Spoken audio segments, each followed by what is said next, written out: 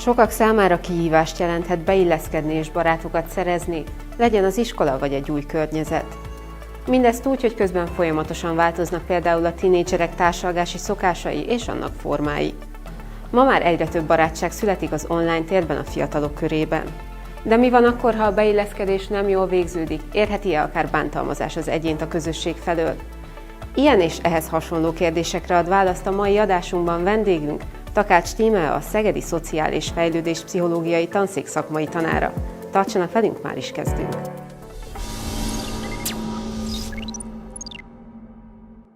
Szia, köszöntelek a stúdióban! Szia! Én is köszöntöm téged is, és a nézőket is. Először is beszéljünk kicsit általánosságban a serdülőkorról. Miért jelentős ez az életünkben? Hát, hogyha úgy nézzük, akkor a serdülőkor önmagában a gyerekkor és a felnőtt kor között képez egy átmenetet, és hát erre az átmenetre így igazából felnőttként beszélgetve beláthatjuk, hogy mindenképpen szükség van, azért, hogy így a társadalomnak hatékony és jól funkcionáló tagjai lehessünk. Miért fontos ebben a korban a megfelelő szocializáció, illetve a különböző társas kapcsolatok kialakítása?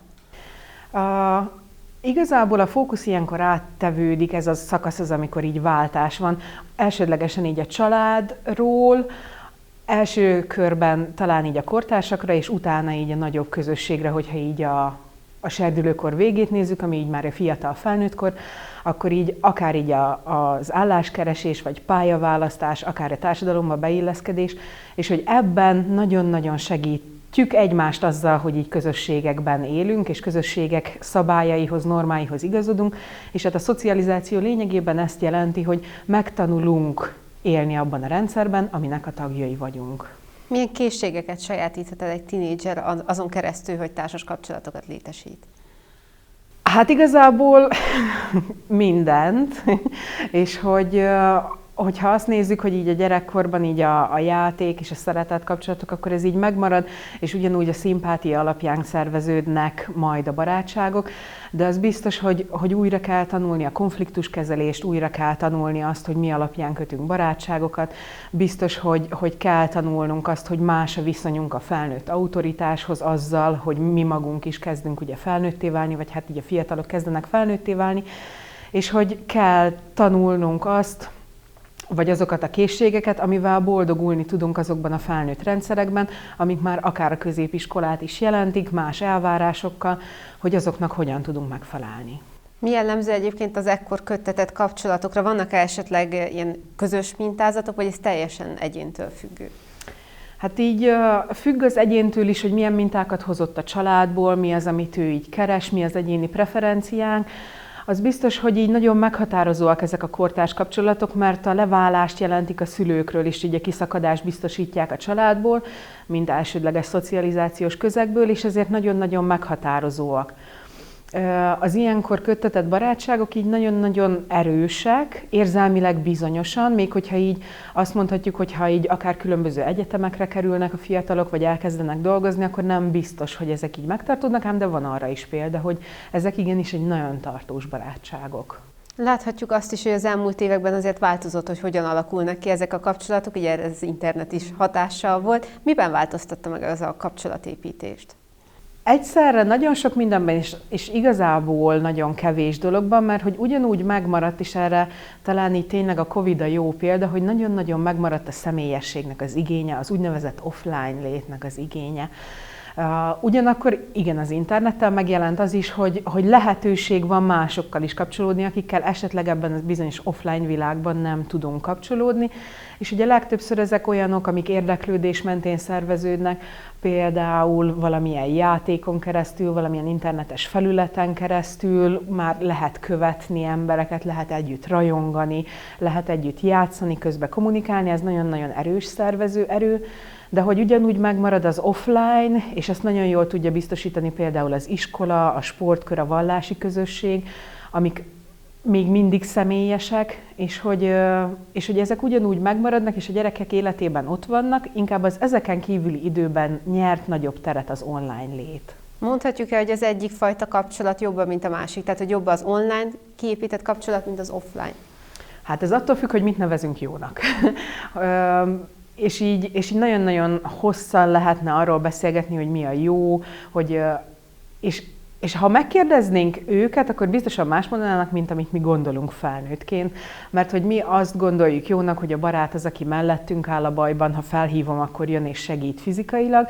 De hogyha a serdülőket kérdeznénk, akkor nem ezek a kritériumaik, hanem az, hogyha így számíthatok rá, bármikor írhatok neki, elolvassa, rögtön válaszol, tehát hogy így máshova helyeződtek a hangsúlyok a kapcsolatokban, de ami ugyanúgy megmarad, mind a személyes offline kapcsolatokban, mind az online-okban, hogy nagyon jól szolgálják azt a célt, hogy megtanulják a serdülők az intimitást, és ez nem a párkapcsolati vagy szexuális intimitás, hanem az, amikor közel kerülök máshoz, így a titkaimat, vagy a nehézségeimet megbeszélhetem vele, és hogy ez biztos, hogy ott is megjelenik, és ugyanúgy hangsúlyos, illetve hát így a bizalom és az együttépítkezés, a bizalom építkezése, ez ugyanúgy megvan ott is. Úgyhogy nagyon nehéz megmondani, hogy mi az, ami jó, vagy hogyan jobb egyik a másiknál. Milyen hátrányokkal járhat az, hogyha valaki ebben a korban főként az online térben építi ki a kapcsolatait?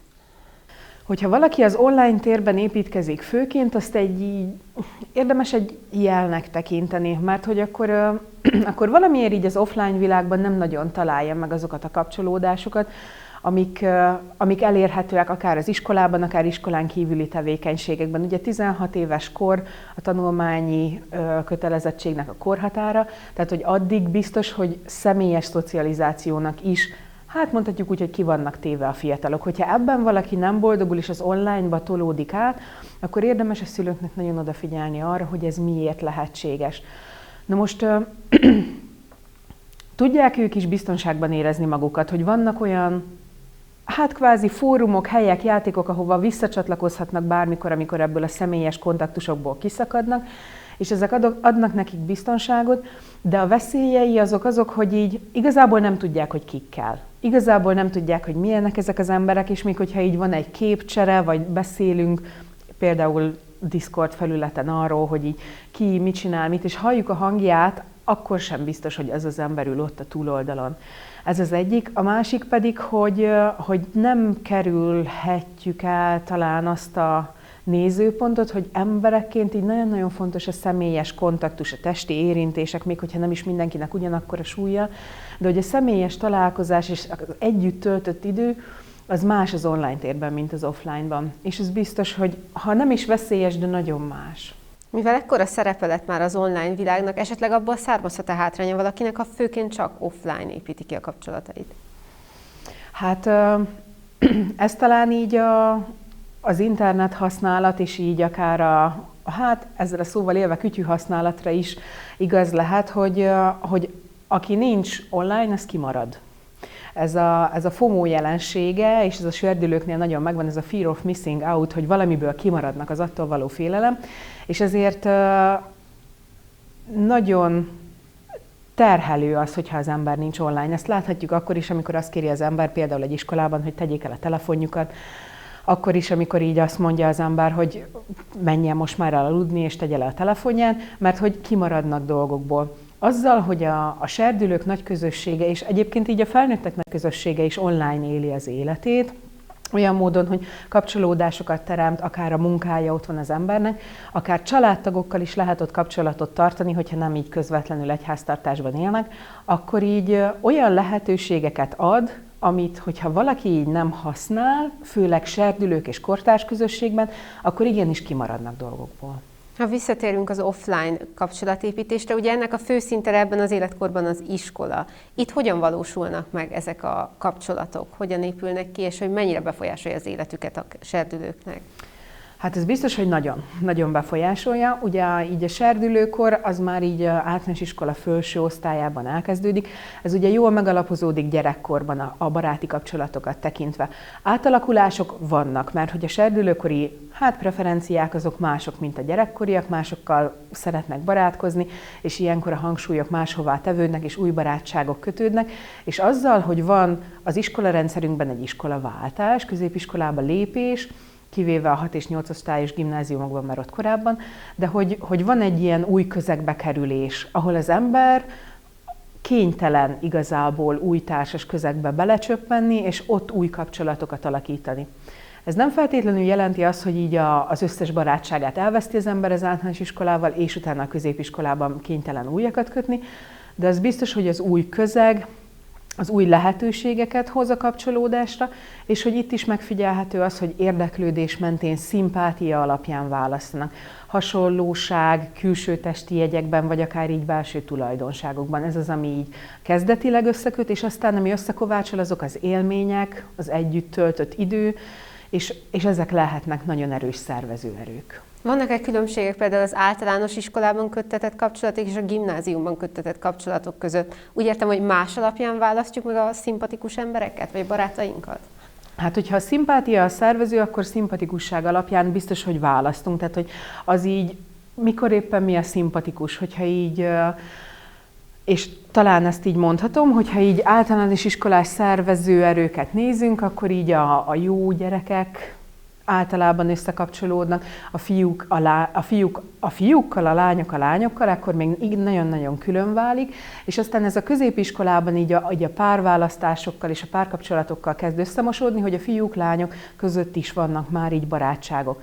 Ez így biztosan különbség, és hát megjelenik az, hogy így a kortársaknak való tetszés, az, hogy tetszeni akarunk másoknak, és nem csak vonzalom tekintetében, hanem az, hogy szeretnénk menők lenni, vagy szeretnénk, hogyha így jobban befogadnának a közösségbe, be tudnánk illeszkedni, és ezért akár olyan barátokat is választunk, akik kvázi ezt a célt szolgálják. Nem biztos, hogy így a saját értékrend mentén ez teljesen és 100%-ban elfogadható, ám de szeretnénk egy közösségnek a tagjai lenni, beilleszkedni, és ezért ilyen barátságok is kötődnek. Mi történhet akkor, hogyha nem sikerül beilleszkedni? Ez milyen veszélyeket rejt?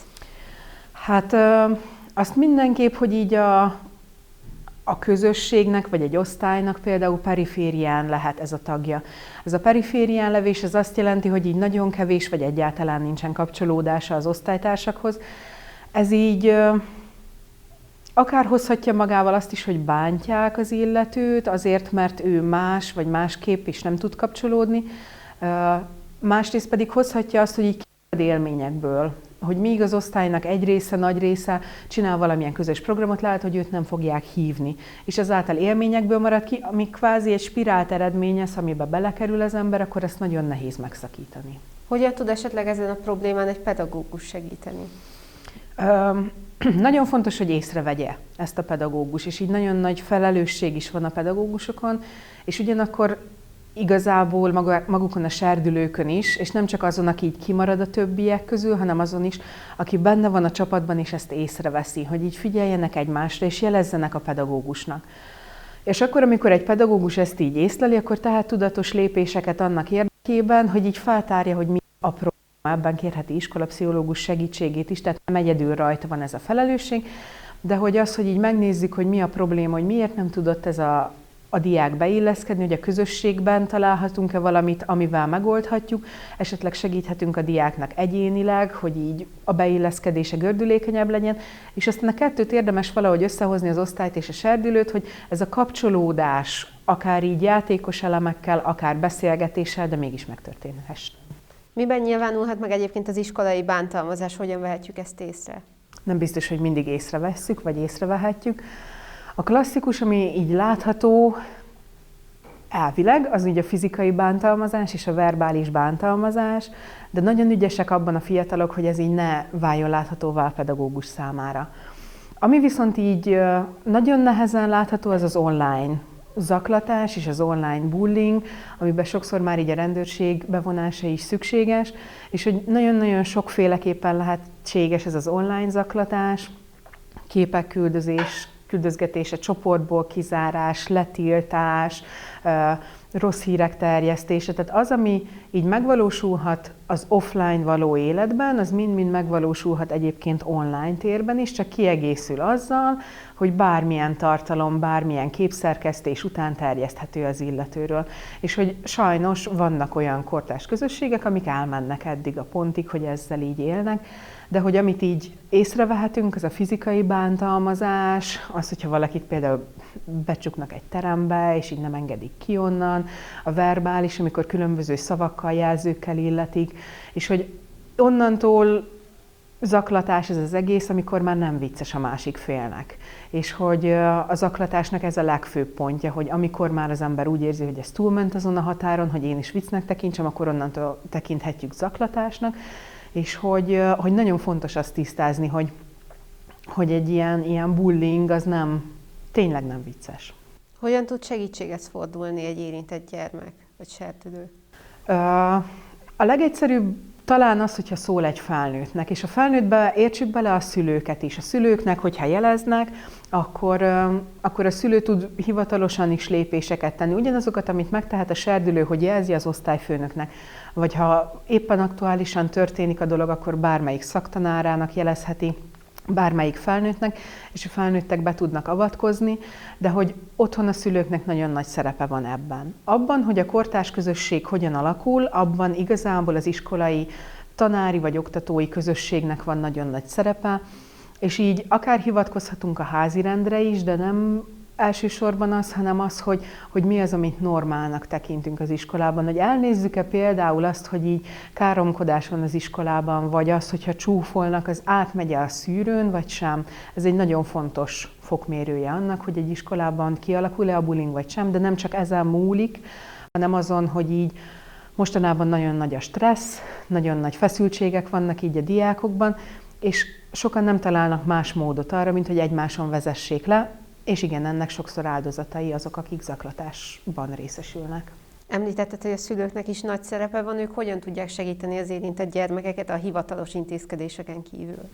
Nagyon-nagyon fontos az, hogy a gyerekkel olyan kapcsolat legyen, amiben ez elmondható, amiben lehet beszélni ezekről. Ez sokkal korábban kezdődik, mint a serdülőkor, de hogy szeretném talán elmondani, hogy sosincs késő elkezdeni. És hogy ha sokkal korábban kezdődik, mint a serdülőkor, akkor úgy nő fel a gyerek, hogyha bármi problémája van, akkor fordulhat a szülőhöz. És ez egy olyan bizalmi kapcsolat, ami nagyon-nagyon meghatározó lesz majd akár így a párkapcsolatokat tekintve is, tehát egy életre szóló mintává válik. És azzal, hogyha így beszélnek, akár kérhetnek felnőttektől tanácsot, a szülők elmondhatják, hogy milyen volt az ő kamaszkoruk, az ő gyerekkoruk, hogy nekik milyen volt, hogy ők hogyan küzdöttek meg a problémákkal, és ez nagyon sok erőt adhat a gyermekeknek abban, vagy a fiataloknak abban, hogy ők is megpróbáljanak megküzdeni ezzel, tehát ne a föladás legyen. És így a hivatalos út mellett a szülők kérhetnek segítséget, nevelési tanácsadásban például fordulhatnak szakemberhez, hogyha így úgy gondolják, vagy úgy érzik, hogy akár rajtuk túlnőtt a probléma. Eddig ugye főleg a bántalmazott oldalról beszélünk, a bántalmazó oldalra is szeretnék röviden kitérni. A szülők itt is fontos szerepet játszanak, vagy honnan hozzák ezeket a mintázatokat a gyerekek? Hogy alakul ez ki bennük? Milyen háttere van annak, hogy valaki bántalmazza a másikat? Ez egy nagyon-nagyon jó és sokrétű kérdés, és nem fogható egyben csak egy forrásra, de hogy az, hogy mit lát a családban, és nem csak az, hogy így bántalmazzák egymást, de hogyan kezelik a stresszes helyzeteket, hogyan kezelik otthon a konfliktusokat, hogy mennyire vannak megbeszélve a problémák. Ha egy serdülő azt látja otthon, hogy így megbeszélni a problémákat sokkal egyszerűbb, mint bántani a másikat, mint konfliktusokba keveredni, vagy esetleg inkább vitába, mert a konfliktus ez természetes velejárója minden emberi kapcsolatnak, közösségnek, de hogyha így ezt látják otthon, akkor ez egy egészségesebb attitűd. És általában ez az elsődleges meghatározó, de nem csak ez. Attól is nagyon függ, hogy így a kortársak nyomása mit hoz. Ez egy csoportnyomás, hogy így bántsunk-e valakit. Igen, vagy sem. Nagyon fontosak a kora gyerekkori élmények, akár traumák, hogy így megtanulja az ember ezeket a helyzeteket kezelni, milyen mintákat lát, és hogy nagyon-nagyon érdekes az, hogy valakiből valódi bántalmazó lesz, vagy csak a bántalmazónak a támogatója, aki csak így ott áll, de ő maga igazából nem tevőleges résztvevője ennek a bántalmazásnak, de hogy mégiscsak ott van, és mégiscsak azon az oldalon, ahol a bántás indul, és így az áldozat a másik oldalra kerül. Hogy látod egyébként a múlthoz, közelmúlthoz képest, elmondhatjuk, hogy gyakrabban történik iskolai bántalmazás, vagy nem változott ez a szám gyakorlatilag? Hát nem tudok pontos statisztikát, megmondom neked őszintén, de hogy talán azt feltételezhetjük, hogy a fokozódó stresszt meg kell tanítanunk, hogy hogyan kezeljék a fiatalok, hogy hogyan lehet a stresszt jól kezelni, és nem egymással levezetni. Ez biztos, hogy erre szükség van. És az, hogy így az elmúlt időszakban emelkedett a szám, ezt most így nem tudom megmondani. A jövőre nézve, hogy látod, hogy alakulhatnak majd a társas kapcsolatok? Eltolódhat-e nagyon az online irányba, vagy mindenképp szükségünk lesz az offline kapcsolatokra is? Én úgy gondolom, hogy a Covid nagyon-nagyon jó példája volt annak, hogy amikor így a digitális oktatásból kiszabadultak a serdülők és a fiatalok, akkor nagyon nagy volt az igény arra, hogy kapcsolódhassanak. Már szenvedtek attól, hogy mennyire a digitális oktatásban kell élniük, és akkor, amikor az volt a szlogen, hogy így ne menj ki az utcára, ne találkozz másokkal, az nagyon-nagyon megterhelte őket, hogy így nem tudnak offline kapcsolódni. És hogy az online térhódítása nagy, és lehet, hogy egyre nagyobb lesz, de ez biztos, hogy szükség lesz mindig az offline kapcsolatokra. Reméljük, hogy valóban így is marad. Én nagyon szépen köszönöm ezt a beszélgetést, és hogy elfogadtad a meghívásunkat. Köszönöm szépen én is a meghívást. Nézőinktől most búcsúzunk, tartsanak velünk továbbra is, viszontlátásra!